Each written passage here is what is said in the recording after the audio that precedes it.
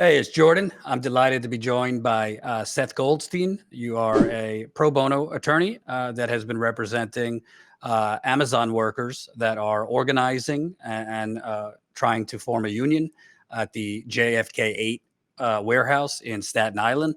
For those that don't know, it's one of the biggest Amazon warehouses in New York. It's the size of, I believe, 15 football fields. I've been there several times reporting as workers there fight to unionize. And like in Alabama and many other places, Amazon has, let's just say, been taking a lot of efforts to stop that unionization effort. Seth, I wanted to have you on. There's a lot to talk about, but I want to start because a ruling came through from the National Labor Relations Board. Let me just read a little bit of it.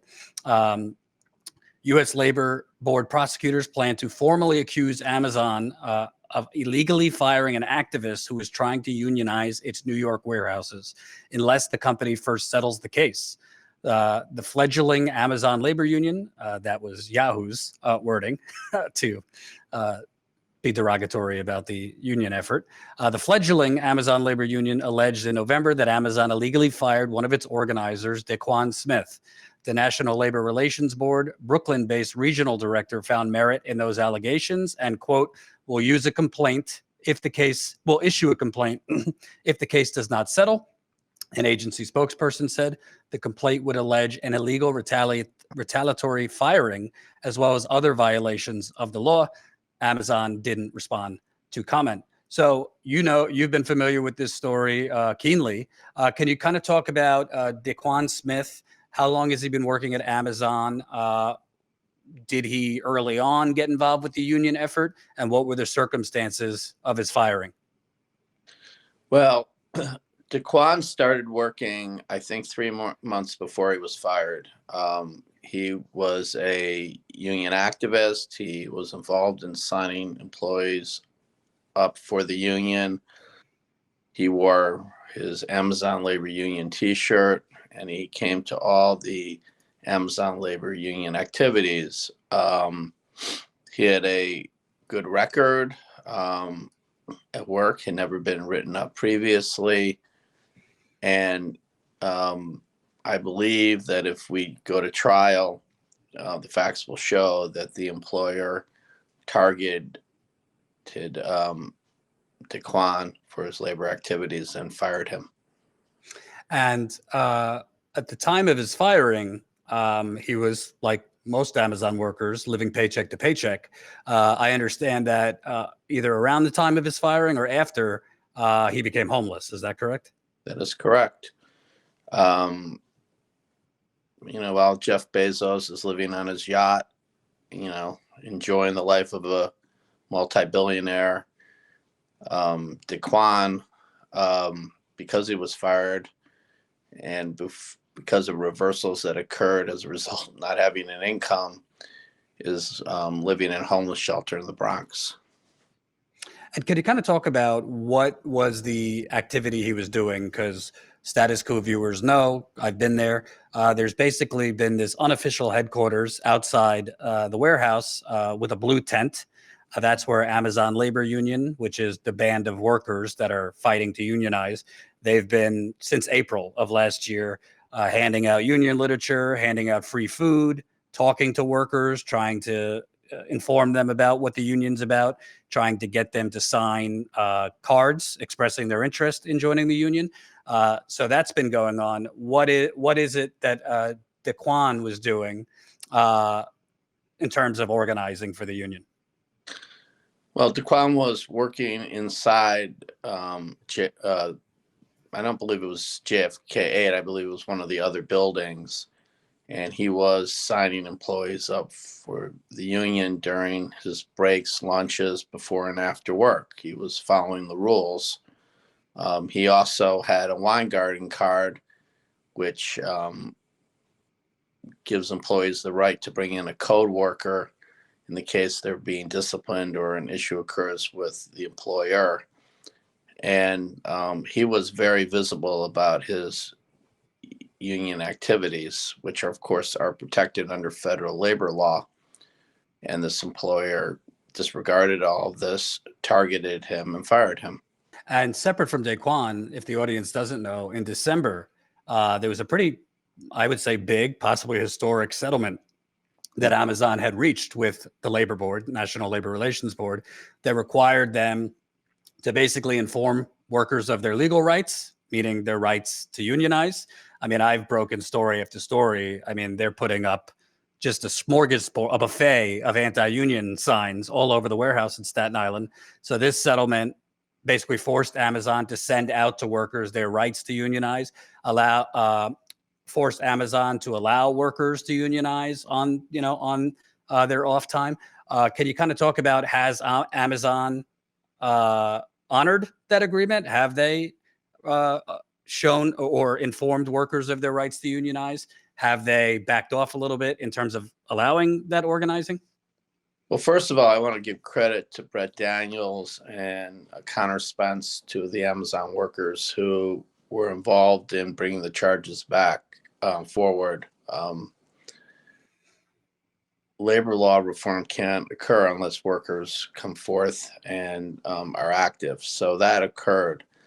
The National Settlement Agreement, which was a combination of the Staten Island charges with Chicago charges, and I believe it's called Amazon United in Chicago, were historic. And we did get one of the largest notice requirements in the history of the National Labor Relations Act, certainly since 1935. Amazon has done some notice, but it's been spotty. I don't believe that they've yet put up the notice requirement on the A to Z app, although at this moment, I'm not sure that it occurred today or not, but we will hold them accountable. And remember, if they violate the stipulated agreement, then the board has the opportunity to take a default judgment against Amazon and go to federal court. Mm-hmm. And I believe that once we're in federal court, we can get remedies that are both within and maybe in addition to those provided under, the administrative process. So it is going forward. And again, I think that when you take the settlement agreement in December and Daquan Smith's case, and we also have we have many other cases coming. That's just a few of them. I believe that this is going to intensify pressure on Amazon when you combine the worker involvement, which has been superb. I take issue with a comment about fledgling. There's nothing fledgling about what is occurring at Staten Island. They're running a very professional campaign, and they have an excellent committee inside the Amazon facilities that are signing up the employees to the union. I think they have well over 2,500 cards signed. And that's actually another question I wanted to ask, because people, I think, look at Starbucks workers in Buffalo's victory, which is great, and bravo to them. And now there's other Starbucks stores all over the country initiating the unionizing process. But Starbucks in Buffalo's, those were 3 stores, right? So you're not, I don't know the exact number, but you're talking about maybe 75 to 100 workers in total. The Amazon warehouse in Staten Island that they're trying to unionize, you're talking over 5,000 workers. And from what I've seen, correct me if I'm wrong, is there's this issue where even though the Amazon labor union, the workers trying to unionize, had delivered over 2,000 signatures with workers saying, yes, we want to unionize, the National Labor Relations Board says you have to show 30% of the workforce is for a union to authorize a vote. From what I have gathered, the problem is when the workers handed those signatures, Amazon's turnover rate there is so high, they fire so many workers that those signatures, a huge chunk of them were no longer with Amazon because Amazon had fired them. So can you kind of talk about, it's like this hamster wheel where you're delivering signatures, but the rate of Amazon hiring and firing is so great that a lot of those signatures, the workers are no longer there. Yeah, absolutely. Amazon has 150% burn rate per year. So that's the turnover rate, 150%. Yeah, I mean, if you think about that, I think there are only a few hundred employees that have been employed by Amazon since before 2020.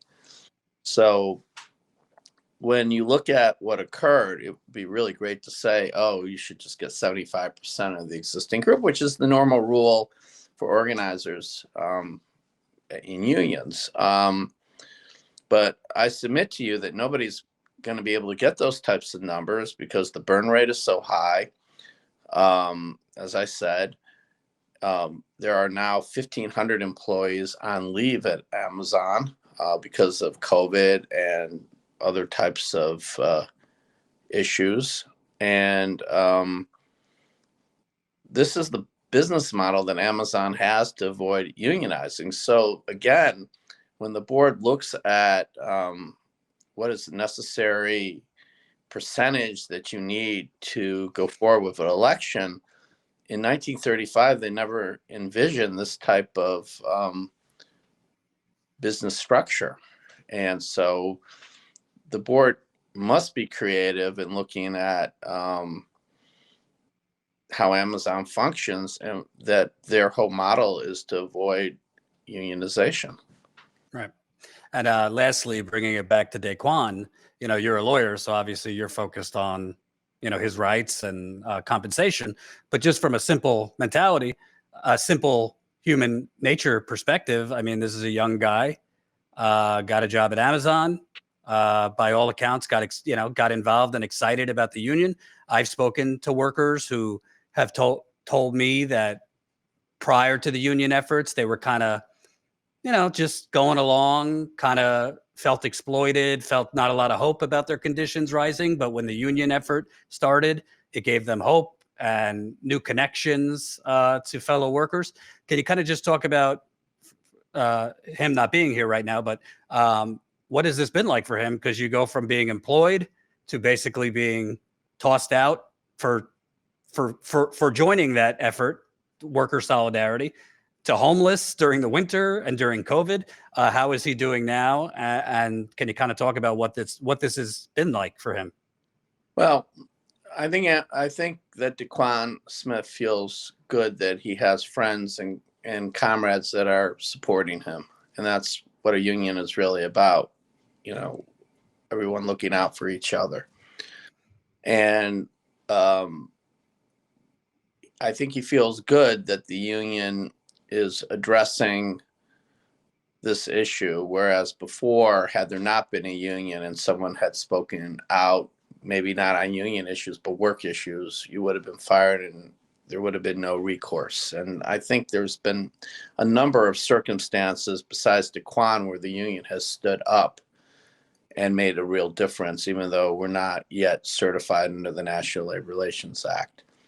But we're functioning as a union, and I believe that Daquan understands that and understands that the fight for rights is a struggle. But I also think it's time for the public now to say to Amazon, what you're doing is unacceptable. What you're doing violates Daquan Smith's human rights, that this is not just a labor issue, but is an issue of human rights.